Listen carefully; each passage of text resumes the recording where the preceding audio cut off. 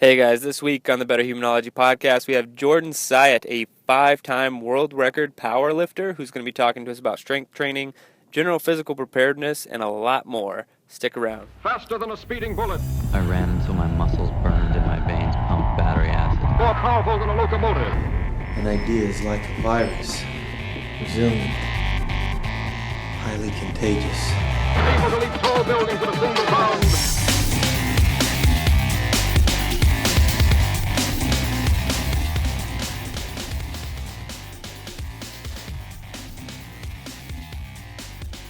All right, Jordan, first I'd like to say thank you for being on the show. I'm really glad to have you today.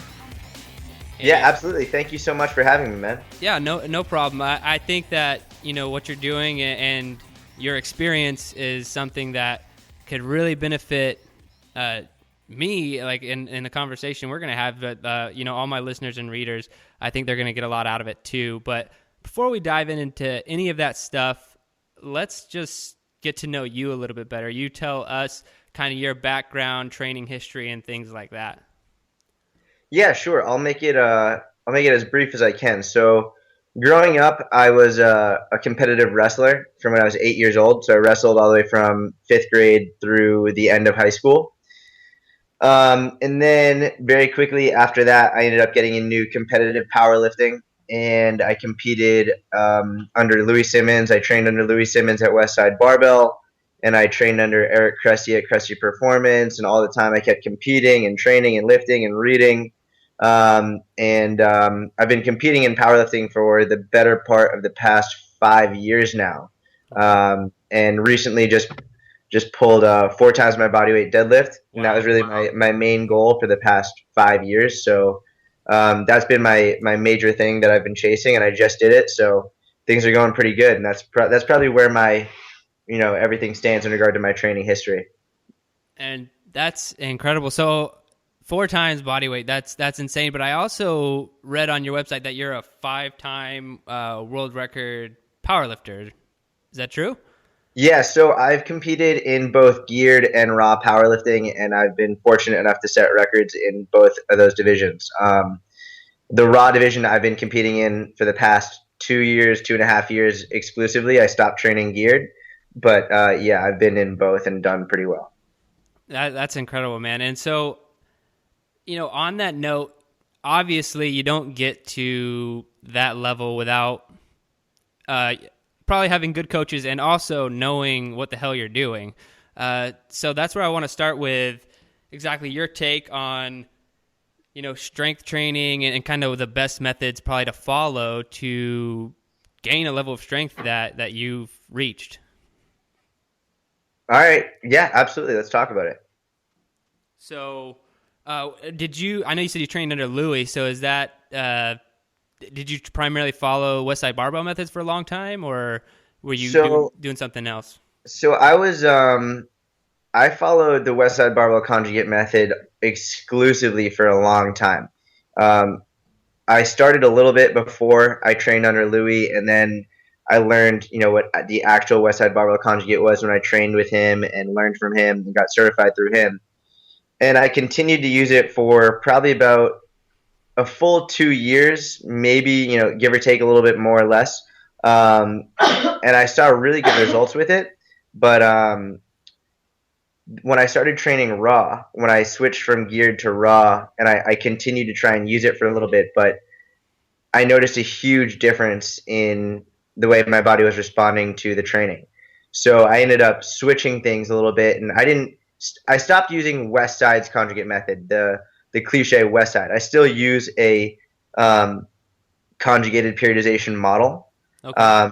But I wouldn't call it Westside's just because the reality is it's not Westside. Westside's is very specifically for geared powerlifters. So I switched it and I made changes and I've tinkered with it to make it more applicable to raw lifters, and that's really what I've spent the better part of the past 3 years of my life devoted to, is really finding a conjugated sequence system for geared or for raw lifters. Okay, and I think that I should probably backpedal just for a second. Can you, and I know you've written some amazing stuff on this, and I'll put it in the show notes, but can you describe briefly what the conjugate method looks like for the listener, just kind of like a weak breakdown of what that looks like. Yeah, so the in a very, very basic and easy to understand way, Westside's conjugate method is broken down into a 4-day-a-week training program, and they're broken up into upper body days and lower body days. So there are 2 upper body days and 2 lower body days. The first pair of upper and lower body workouts are called max effort training days, and that's where the first movement on those days you work up to a 1 repetition maximum. So on the lower body days, you'll either work up to a 1 rep max in a squat or a deadlift, and on the upper body day, you'll work up to a 1 rep max in the bench press. And then after that, you continue on with your accessory work and so on and so forth, just like a normal training day. And then the other set of 2 training days for upper body and lower body are called dynamic effort. So for the lower body, you would do dynamic effort squats and you do dynamic effort deadlifts, which essentially just means dedicated effort with lighter weight at moving that weight as fast as possible in that specific movement. So speed squats and speed deadlifts.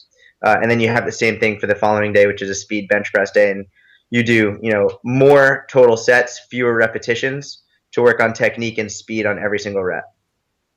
Thanks. That's a perfect breakdown. And like I said, I will provide all of your guides in the show notes, some of the best things I've ever read explaining the conjugate method. So awesome stuff, and I'll put that in the show notes. But one thing I want to jump to is obviously you said you're a wrestler, so I know you've probably played with your body weight. You've probably mastered, being able to lose and gain weight quickly and stuff. Am I right in saying that? Yeah, I'm actually just writing a guide on that right now, which I'll hopefully be publishing within the next week or so. It's about 5,000 words at this point. So yeah, I've definitely mastered. I've definitely gone through that to the point where I know how to make a system and make it work pretty quickly. Okay, and so I kind of want to talk about that because some people think to be incredibly strong, you have to be like incredibly big or you have to gain all this weight. But competing in different weight classes, you might want to lose weight to get in a certain weight class to compete. So can you tell me the difference between kind of gaining strength and gaining size, how you train differently but still maintain the ability to, maintain your weight and still gain a lot of strength? How do you go about that? So, in short, how do I maintain my weight and gain strength? Yeah, because I'm sure that. How much has your weight fluctuated since you're in competing? Well, it's funny. So, when I first really started competing, I weighed close to 125, just walking around at 125. Mm-hmm. And now I walk around closer to 145. Okay. So I've gained about 20 pounds or so. I've also gotten a lot leaner and a shit ton stronger. But I still compete in the exact same weight class that I competed in when I first started. Okay, so that's what I want to know about. And I know you say you're writing a long guide on it, and so you don't have to tell everything in there, but I do want to know. I'm just curious as how you do something like that. You say you're walking around with 20 pounds heavier than what you compete in? So even when I competed walked around at 125-ish, I didn't cut to 123 because I didn't have a reason to cut because I wasn't going to set any records. Okay. And I was very much in the mindset of unless I'm going to be setting records, there's no reason to cut weight. All I need to focus on is hitting personal records. I don't care if I place last in a competition as long as I'm improving. Right. Because if I place first in a competition but I don't hit personal records, that's a shitty competition. Right. So I still competed at 132. I was just the lightest guy in 132. Okay. And then over the years, I've gotten stronger and I've progressively gotten bigger. And now I cut to 132. So if I have a competition coming up, I'll diet down until I'm walking around between 138 to 140 and then lose about 6 to 8 pounds of water the night before, weigh in at 132. That's awesome. It's like an art, in my opinion, like being able to do that effectively, at least. Yeah, no, it is. In order to be able to do it without losing your strength and all that is it's very important. But the training the reality is, there were people that told me I should get up to 185 when I first got into powerlifting. Wow. I'm a small dude. I'm really small, and if I got to 185, that would not be a good look. But so there are ways to train and ways to diet and ways to structure your entire system to make sure that you get stronger without gaining excessive amounts of weight. And I think, we only need to look at athletes like gymnasts or athletes like elite wrestlers or mixed martial arts fighters or even sprinters who maintain exceptionally low levels of body fat, who are relatively, no one would look at them and say they're huge, but almost everyone would look at them and say they're jacked. Right. And they're also unbelievably bull strong. So the way that I structure my training is specifically when I don't want to gain weight, but I do want to gain strength, is very basically keeping the intensity, and by intensity I'm referring to the amount of weight that I'm using, relatively high, and the total volume and the time under tension relatively low.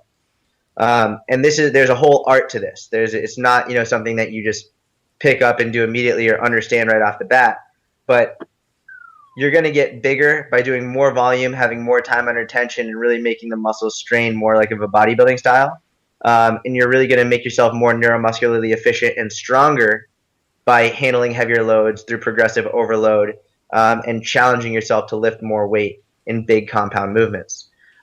So it's sort of finding the balance between the right amount of volume and the right amount of intensity, without going too far in either direction. Because if you try and do too much intensity and too little volume, you'll burn out, probably injure yourself. Mm-hmm. If you try and do too high a volume and too little intensity, if your nutrition's in check, you're probably going to end up gaining weight, which you don't want. So it's a tough balance. But I actually just released a product called Raw Strength for Powerlifting, which is it's a 12-week peaking program, and it's available on my site. And it's specifically designed to get you as strong as you possibly can in 90 days. And a lot of people do it, and they don't gain any weight whatsoever. Wow, that's pretty impressive. Yeah, and I think because I'm not competitive weightlifter, and so I notice I just kind of like to play with trying to get as strong as I can without changing my diet and see what happens. But then, without even trying, sometimes, and maybe my appetite increases, so I gain more weight. But anytime I get on a really dedicated strength program and I'm really going after it, I'll end up gaining like 10 pounds without even, it'll be over time, of course, not like immediately, but just without trying. And so that's just really interesting to hear your balance of intensity and volume there. Yeah, it's, and everyone will respond differently. Some people have trouble gaining weight. Some people have trouble losing weight. Some people just, put it on real fast, and other people it takes a really long time. So everyone's going to respond differently, but it's cool to, toy around with things and, play with the program, play with the volume and intensity and different set rep schemes and different phases to see, if you can actually get stronger without getting too much bigger. Yeah, and so when you're running through the program or training, kind of switching topics here, how do you maintain your conditioning or, GPP? Well, that's actually, how do I improve my GPP while I'm maintaining strength, or what specifically are you asking about that? Yeah, so, it could be either. I'm interested to know what you do specifically to stay conditioned for your training. Okay. So there's a couple things. Number one is, when you're a power lifter, you don't need incredible conditioning. Just from a general health perspective, it's a good idea to maintain some level of general health. But in the past month and a half, since I hit my goal of 4 times bodyweight deadlift, I'm actually switching back into Brazilian Jiu-Jitsu now. So my training has started to include a lot more conditioning type work, with a focus on maintaining my strength. So when the goal is to improve your GPP, or improve your conditioning in some form, and you need to maintain your strength, this is where a really good understanding of balancing volume intensity really comes into play. Because the reality is, maintaining strength is very easy. It is significantly easier to maintain strength than it is to gain it. and you don't need to handle very heavy loads, especially on a very consistent basis, in order to keep what you already have while improving your conditioning. So when my goal is to improve my conditioning and keep my strength the same, for my main strength work, I'll do 3 days a week of training. I'll do one main lift every day. So a squat, a bench press, or a deadlift at the beginning of one of those 3 days. Do something like 3 sets of 5, just relatively heavy, probably between 80 to 85%, but nothing too straining or near max. And then for my GPP and conditioning, I'll do anything. I focus a lot of it on aerobic capacity work, because that aerobic capacity is really a better aerobic capacity is going to lead to a better anaerobic capacity and glycolytic and all the different energy pathways. So the more ability you have to draw from your aerobic engine, the better off you're going to be. So I spend a lot of time just doing lower intensity, longer duration cardiovascular drills and circuits. So whether that's pushing a sled or carrying a sandbag, or even lower intensity kettlebell drills or barbell complexes, whatever it is, just making sure I'm not getting my heart rate too high, not really pushing myself to the point where I'm feeling that muscle burn a lot, but more just making sure my heart rate stays between 145, 155. I can continue to have a conversation if I want to, but I'll end up sweating and I'll be working that entire time. Okay, that's pretty interesting. So, and the reason I find that so interesting is because of your level of strength. So if you just want to maintain your strength, you're really just putting some heavy weight on the bar a few times a week, and you can maintain. Yeah. Oh man, maintaining strength is the best thing in the world. Like, gaining strength is the hard part. Right. Especially as an advanced lifter, getting stronger takes a ton of time, a ton of effort, a shit ton of patience. Because as you know, strength will go up and down, left and right. It's far from linear as you get to be better and better and better.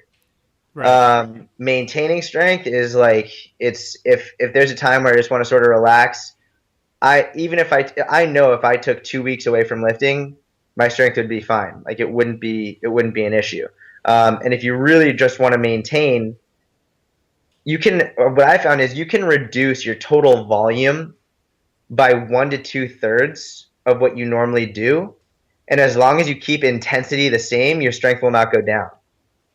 That's So awesome. like, if you're used to doing 3 sets of 5, for example, with really heavy weight to gain strength, I could honestly work up to one really heavy set of 5, and I'll be done for that week, and my strength will be maintained. So that's really good to know. Like, if you want to lose weight, or if you don't want to gain weight but you want to keep your strength the same, you can reduce the volume by reducing the total number of sets you're doing, keep the intensity the same, working up to a single set or 2 sets of 5, and you're good to go. Your strength is going to be there still. It's just probably not going to increase.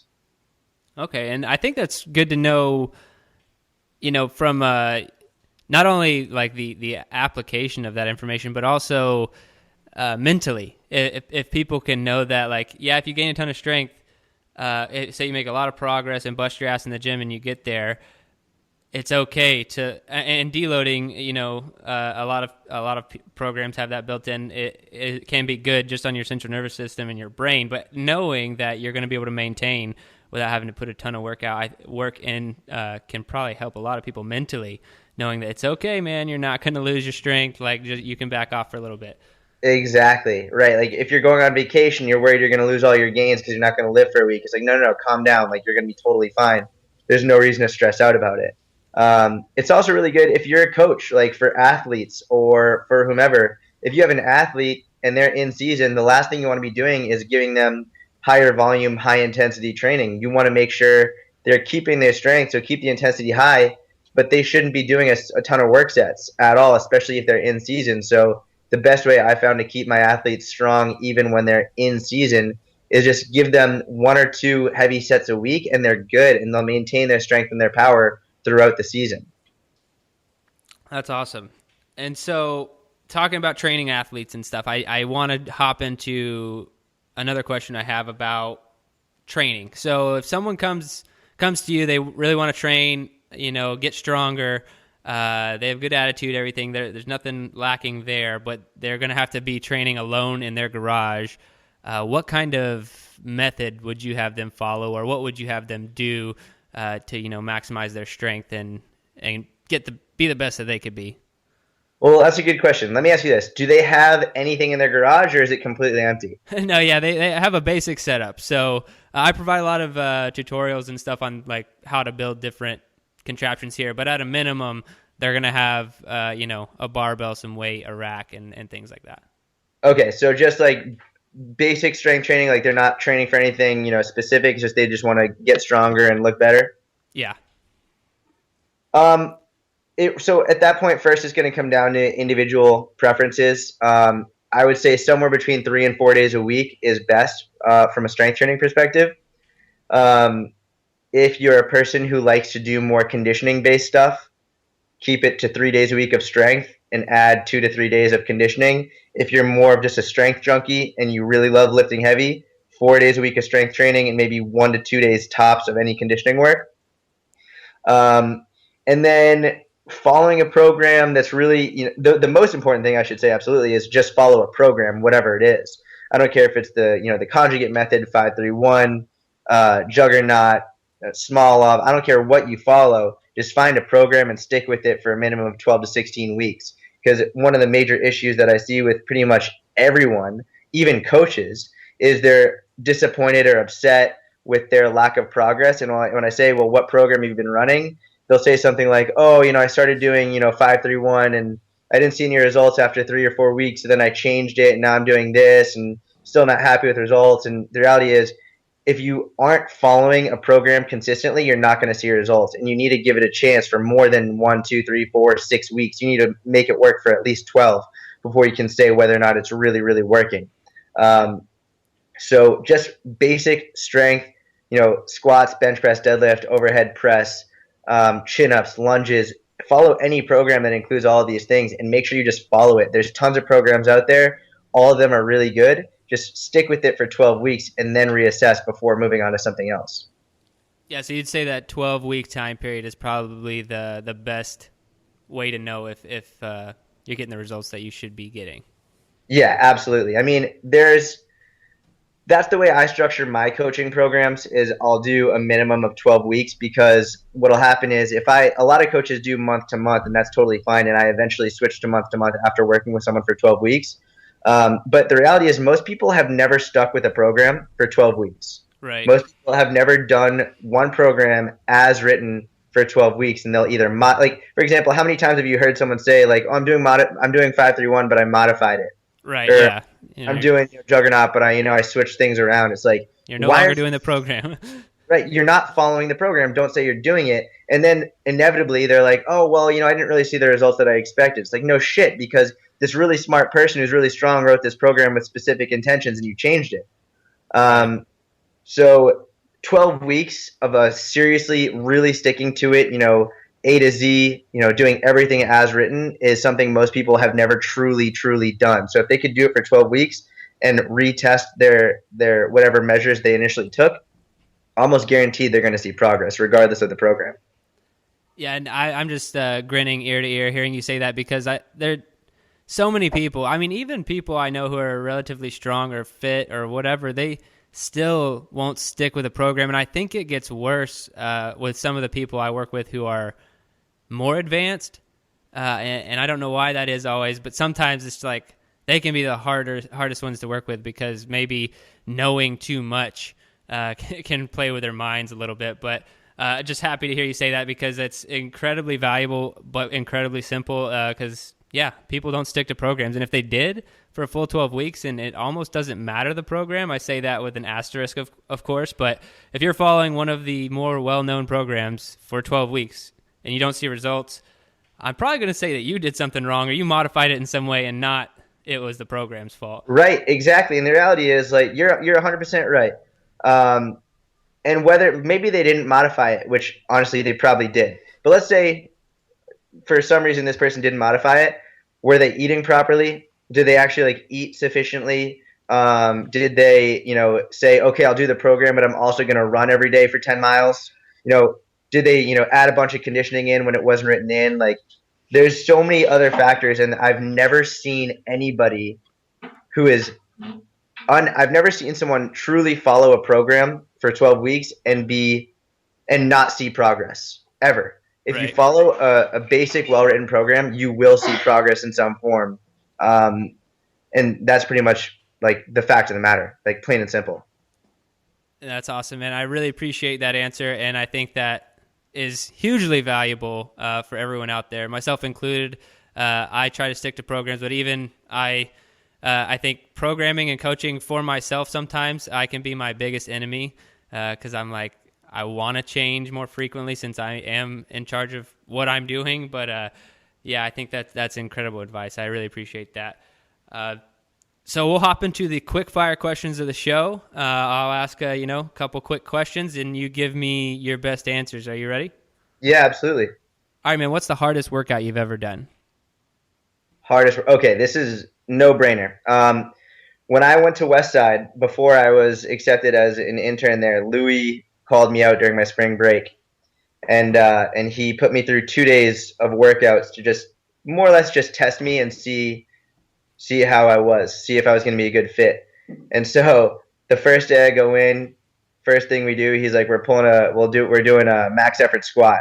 So work up to a max effort squat as heavy as I possibly can. I'm done with that. I'm like, what next? He's like, rack pulls. I'm like, all right, how heavy? How many sets? How many reps? Like, how heavy? He goes, go 5 by 5 as heavy as possible and go until it hurts too much. And I did that. And then I go, okay, what's next? And he was like, glute ham raises. Okay, how many? He's like, as heavy as possible and go until it hurts too much. Then I did that, and then I went up to him and was like, what's next? Belt squats. How many? Go as heavy as possible and go until it hurts too much. And he kept on saying that over and over and over again for 2 days straight with 2 different workouts. Unquestionably the most grueling workouts I've ever done in my entire life. But the most rewarding in that, by the end of those 2 days, he shook my hand and said, I'll see you over the summer. That's awesome, man. That's incredible. So, I don't know if this leads into the next question or not, but our next question is, in your opinion, what's the best activity for building mental toughness?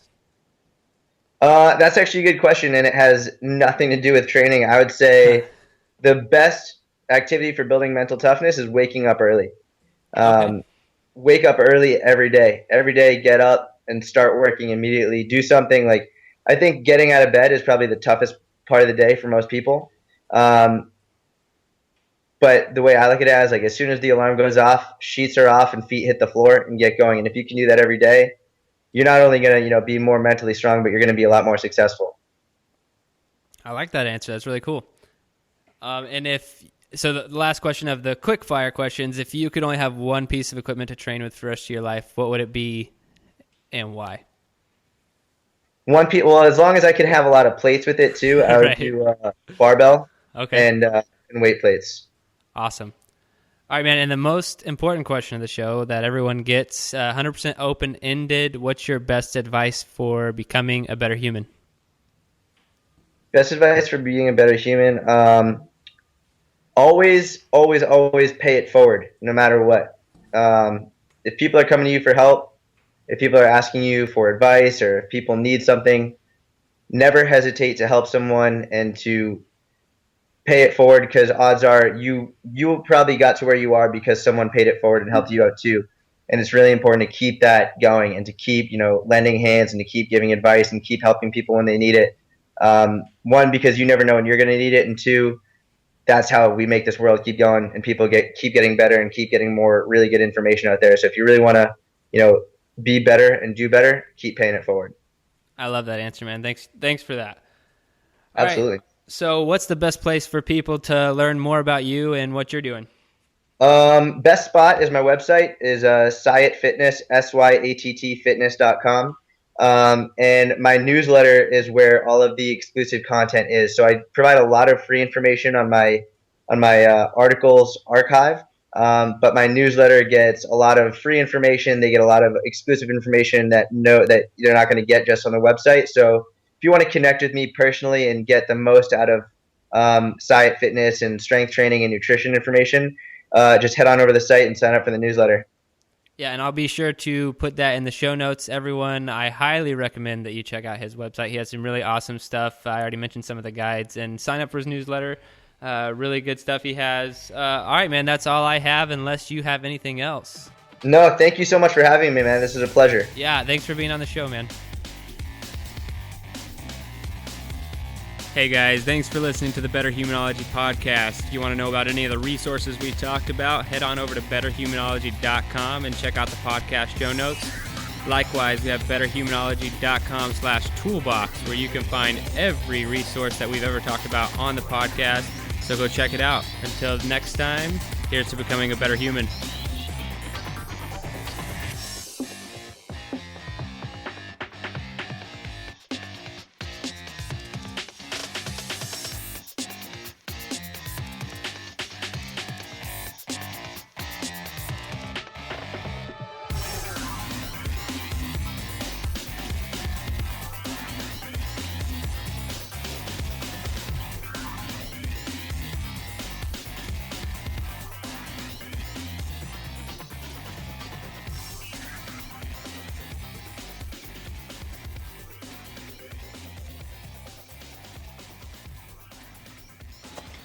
Your best. Losers always whine about their best.